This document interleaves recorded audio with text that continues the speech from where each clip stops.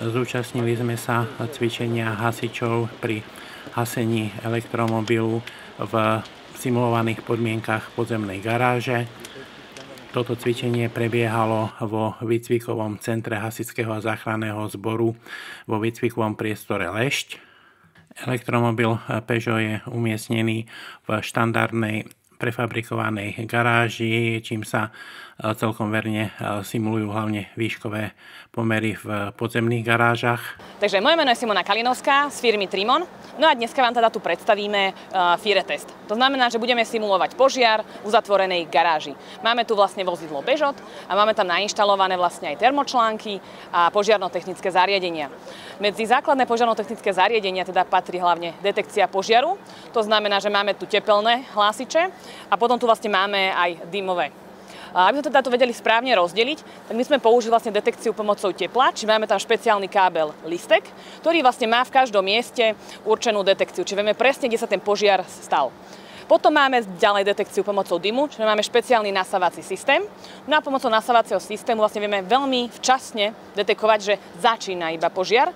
No a tým pádom samozrejme aj robíme rozbor samotného vzduchu, ktorý je vlastne dovnútra teda nasiatý.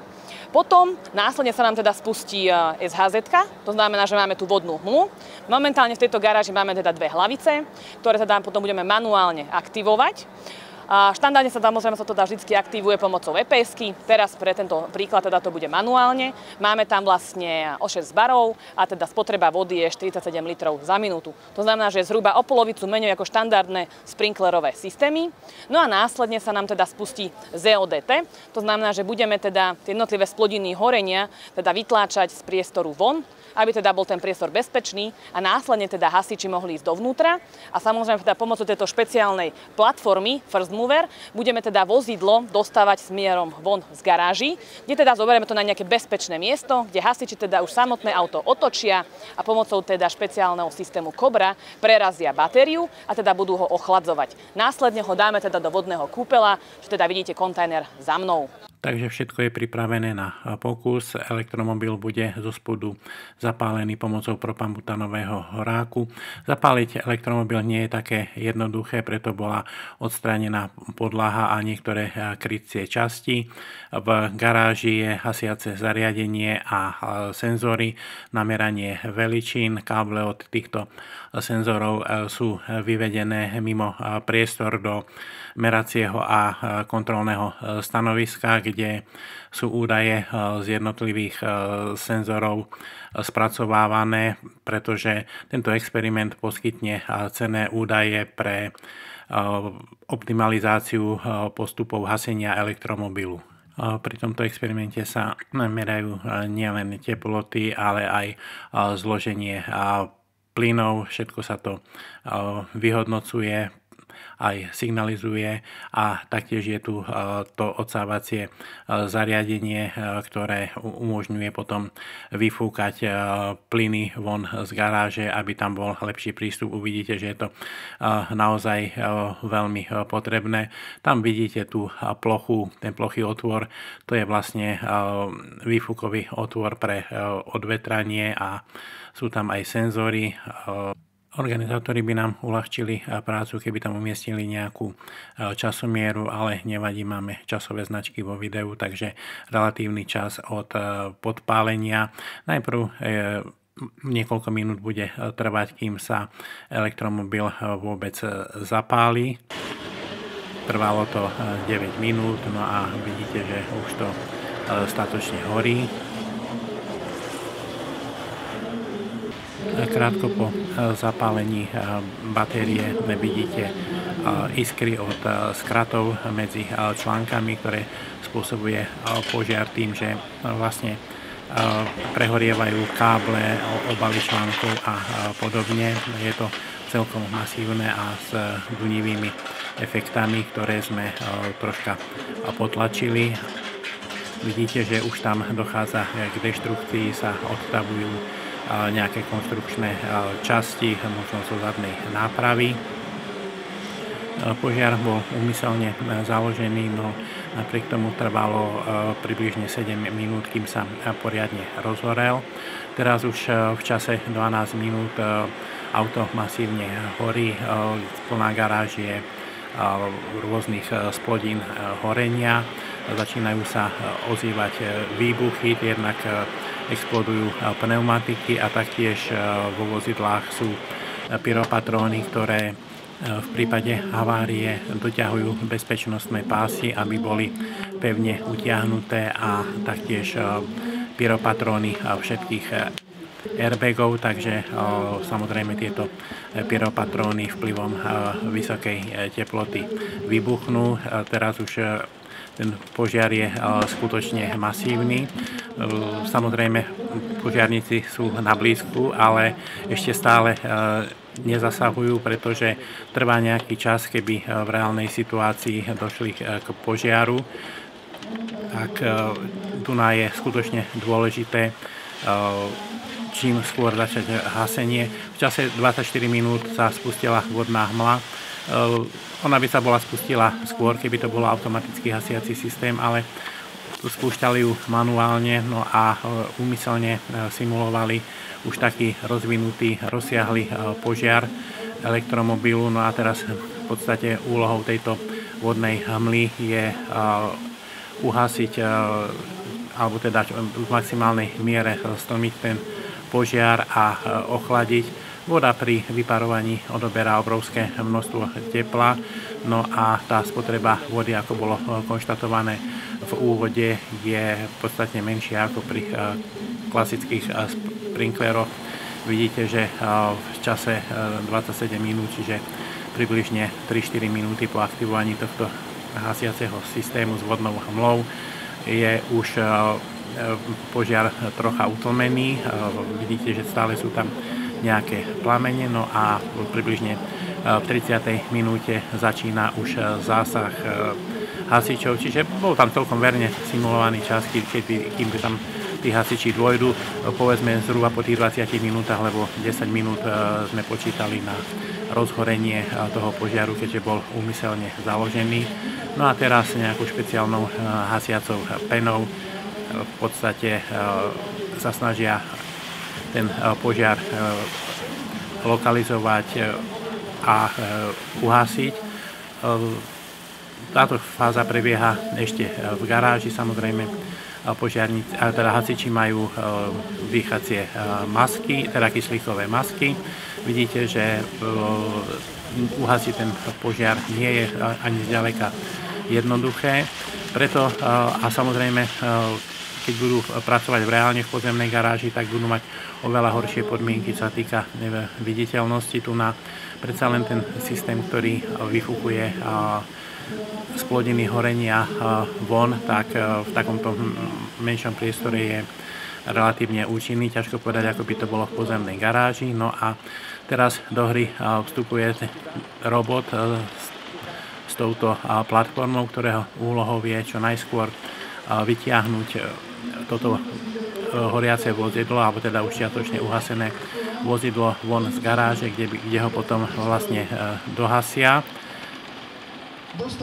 Veľkou výhodou takéhoto robota s plošinou je, že jeho operátor môže byť vzdialený od požiaru, tým pádom nepotrebuje masku, nie je ohrozený. Tento robot je funglovka, ako bolo spomenuté v sprievodnom komentári, tak v podstate včera ho rozbalili a zmontovali, ale napriek tomu vidno, že operátor, aj keď asi nemal možnosť sa s ním podrobne zoznámiť, tak si počína celkom zručne. Ono vtlačiť tú platformu pod vozidlo nie je úplne jednoduché, pretože to potom uvidíte, keď ho vyťahne vonka a bude zdvihnuté, že v podstate prehoreli pneumatiky a teraz vlastne vozidlo sa dotýka podlahy konštrukciou náprav, diskami, tlmičmi, proste s tou zdevastovanou spodnou časťou, čiže není tam pod ním medzera. Ono to vozidlo bolo postavené na drevených špalkoch kvôli tomu, aby sa zrejme pod ním zmestil ten propambutanový horák, pomocou ktorého tú spodnú časť zasunuli. Tam môžete priebežne sledovať časové značky, takže tu na operátor robota demonstruje, že tá platforma sa dá zdvihnúť až o 60 cm a je to aj užitočné pri tom zasúvaní tej platformy pod vozidlo, keďže už tam nie je vlastne priestor, ako keď je vozidlo celé, že v podstate pod pneumatikami tam by sa to dalo ľahko zasunúť. Tu na spodok vozidla je v podstate pritlačený na podlahu garáže, takže teraz sa hasiči tomu trocha pomôžu a vozidlo prevážia tak, aby bolo celé na tej platforme. Všimnite si, že vozidlo stále horí, čiže v podstate aj keď už sa zdalo, že bolo takmer uhasené v garáži, tak tá litiová batéria, uhasiť ju nie je také jednoduché. Preto potom vlastne v záverečnej fáze bude vozidlo umiestnené do kontajnera a zaplavené vodou do určitej výšky, aby bola batéria vo vode. Čiže tento robot teraz úplne bez problémov vyťahuje horiaci elektromobil von.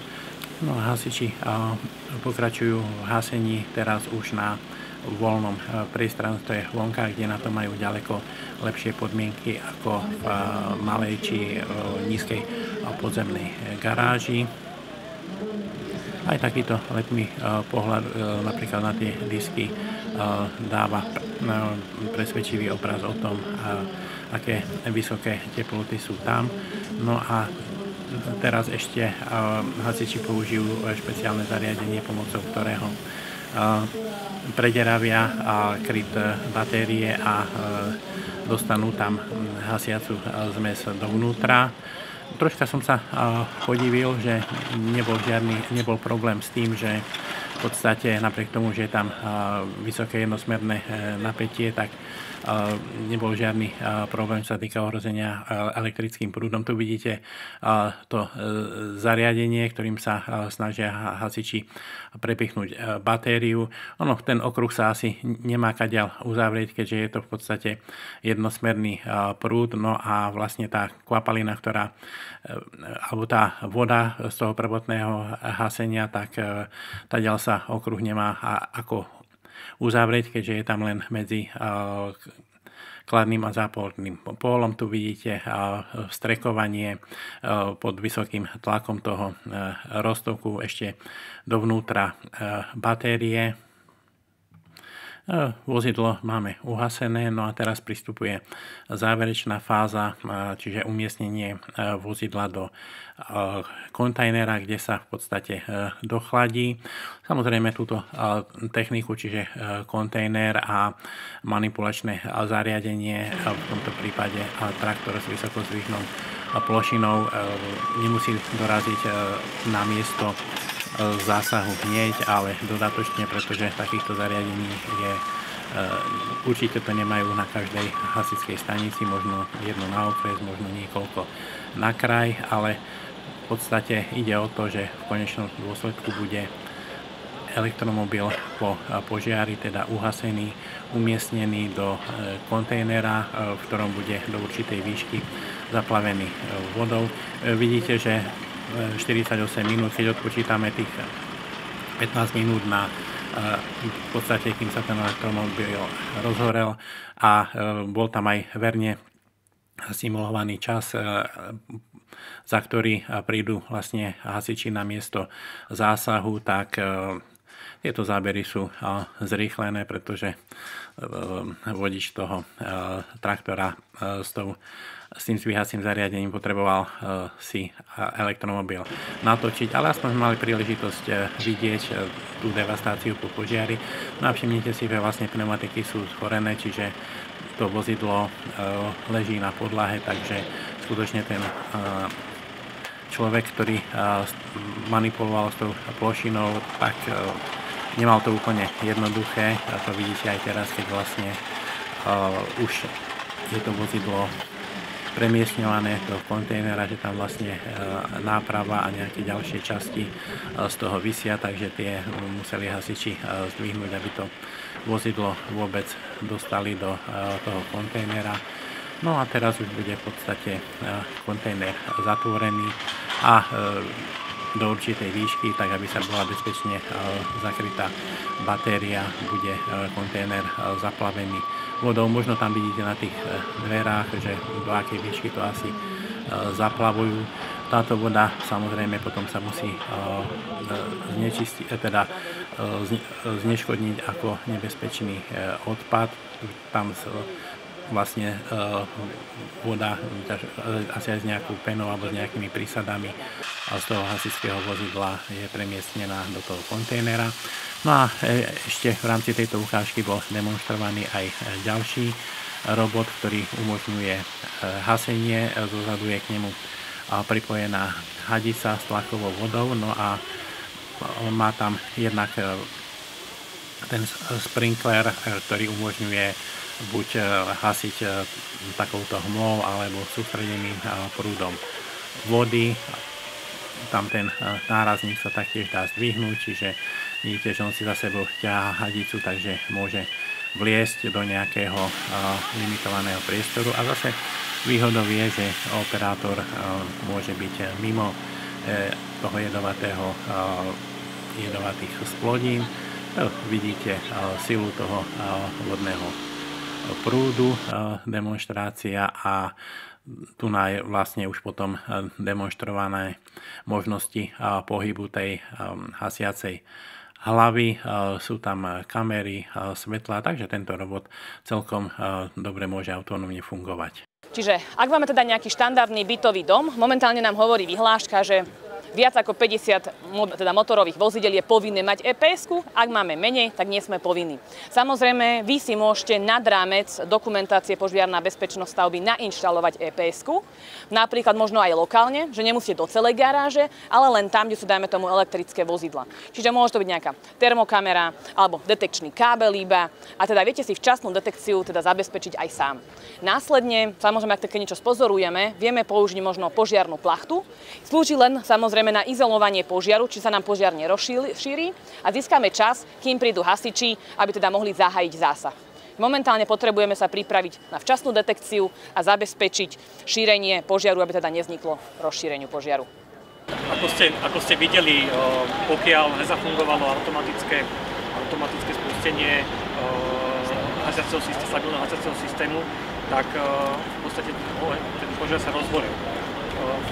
V tej fáze, keď sa rozhorieva 1-10 minút, keď zaberie alebo zaúčinkuje stabilné hasiace zariadenie a plus zariadenie na odvod dymu a spôsob horenia, tak máme veľkú šancu nedostať sa do takého stavu, ako sme sa dostali. Takže samozrejme tie objekty, ktoré už dnes fungujú, auta nejakým spôsobom, ani konvenčné, ani automobily nemôžete teraz zakázať, že nebudete tam parkovať. My musíme robiť opatrenia na to, aby tam parkovať mohli. Není mysliteľné, aby sme parkovali elektromobily vonku, konvenčné auta vnútri, takže musíme to nastaviť. Ako sa to bude robiť v existujúcich stavbách, teraz ešte zatiaľ netuším. To je zase, stavby sú skolaudované, sú funkčné, sú nastavené, nové stavby by mali spolu nové legislatívy, a teda ideme do života. Takže my musíme naozaj tlačiť na požiarno-technické zariadenia, aby tá inštalácia v pozemných garážach alebo v normálnych garážach bola automatická, aby nemal s tým nikto problém, čo týka financií, bo samozrejme je to nárast investície do takej budovy.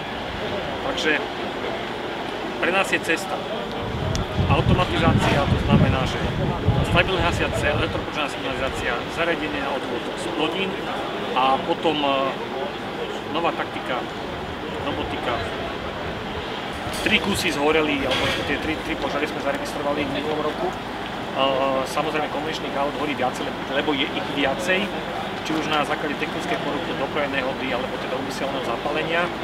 Ale mali sme aj požiar po pozemnej garáži v 2014 v Rusovciach, tam bolo iba nejakých 60 miest, 60 boxov, a ten požiar naozaj trval dlho a boli tam značné materiálne škody, pokiaľ sa týka objektu. Takže tam takisto po príchode asických jednotiek už bolo zadýmené priestory, bolo tam celé teplo, nebolo možné tam účinne zasiahnuť. Takže na to, aby sme účinne zasiahli, znížili riziko poranení osôb a materiálnych škôd, musíme sa dostať k tomu požiaru čo najskorej a urobiť účinné opatrenie. Problematika hasenia požiarov v vnútornom prostredí je celkom obsiahla. Teploty, ktoré boli namerané počas tohto požiaru, jasne deklarujú, že my pri zásahu v týchto súborných priestoroch prichádzame na miesto udalosti najskôr v 10. minúte.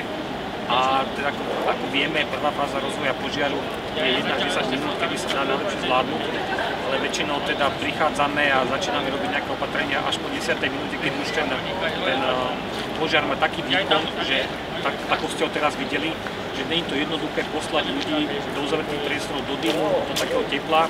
Tam by mali prvotne takýto robot, aby zabezpečil základné ochladenie priestoru a my, aby sme potom mohli ľudskými silami, fyzicky ten požiar zlikvidovať, dohasiť. Takže nové technológie, myslím, že tým sa nevyhneme. Všetko má svoj progres a takisto aj my sa musíme nejak posunúť smerom k nejakému modernejšiemu štýlu alebo modernejšiemu typu nasadenia praktických prostriedkov.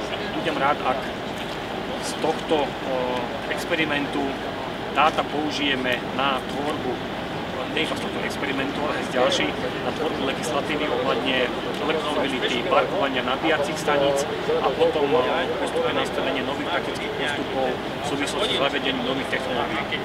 Výzvy, na ktoré musíme reagovať aj v rámci nášho hasičského a záchranárskeho zboru, sú pred nami a jednou z takých víziev je aj elektromobilita, aj v kontexte podpory elektromobility v rámci Európskej únie a postupného rozvoja elektromobilov aj na Slovensku. Vidíte, že ten segment elektromobilov rastie. Musíme my aj v rámci hasičského a záchranárskeho zboru byť pripravení reagovať aj na možné požiare, respektíve nehody spôsobené elektromobilmi a práve preto sme dnes absolvovali tento experiment, kde sme boli svedkami toho simulovaného požiaru elektromobilu v rámci podzemnej garáže. Stav je taký, že nediskriminujeme všetkým tým, čo sme tu mohli vidieť, čo nám bolo zapožičané, ale aj po spoločnej debate s pánom prezidentom sme sa zhodli na tom, že je nevyhnutné, aby sme takúto techniku zabezpečili, pretože ak chceme reagovať na výzvy v 21. storočí, tak je nevyhnutné, aby ten hasičský zbor mal nielen 100% kvalitný ten ľudský aparát, ktorý máme v podobe našich statočných a šikovných hasičov, ale musíme im zabezpečiť aj takú techniku, ktorá je dnes schopná zvládať všetky tieto výzvy, ktorým budeme v budúcnosti čeliť. Robot momentálne nemáme, ale teda samozrejme aj vysokotlakové hasiace zariadenie s abrazívom. To momentálne je v štádiu vyhlásenia súťaže, takže potrebujeme minimálne vysokotlakové zariadenie a postupne samozrejme aj roboty strategicky rozmiestniť na strede alebo v strede Slovenska, na západe, na východe a uvidíme, čo ukáže čas a skúsenosti, či bude treba viacej alebo takýto požiar v centre Prahy. A práve tam sa ukázala potreba aj legislatívnych zmien a o týchto sa určite budeme baviť aj my. Preto aj tento experiment bol realizovaný aj za tým účelom, aby sme v praxi videli, čo všetko potrebujeme. Preto to bolo simulované dnes v podzemnej garáži v úvodzovkách, aby sme vedeli, že kde tie zmeny aj vyhlášok, aj legislatívy budeme musieť urobiť. To sa bavíme o stavebnej legislatíve, bavíme sa o komunikácii s developermi, pretože áno, ak dnes ten väčšinový podiel, respektíve v budúcnosti bude tvoriť väčšinový podiel elektromobilov, tak tomu budeme musieť prispôsobiť aj tú infraštruktúru a tam sa potom bavíme aj o určitých zmenách v rámci stavebnej legislatívy, o presne týchto veciach, ktoré ste povedali vy, aby sme vedeli prispôsobiť či už odvetrávanie, či už ten automatický systém hasiaci a tak ďalej. Takže je to množstvo víziev, ktoré pred nami stoja. Tento experiment nebol iba o tom, že sme schopní deklarovať to, že sme pripravení zahasiť takýto požiar, ale mal jasne ukázať to, že potrebujeme reagovať na tú dobu a potrebujeme reagovať aj v zmysle legislatívy. Takže my sa určite týmto budeme zaoberať a predstavíme v krátkom čase aj potrebný návrh, či už legislatívnych zmien alebo zmien vyhlášok.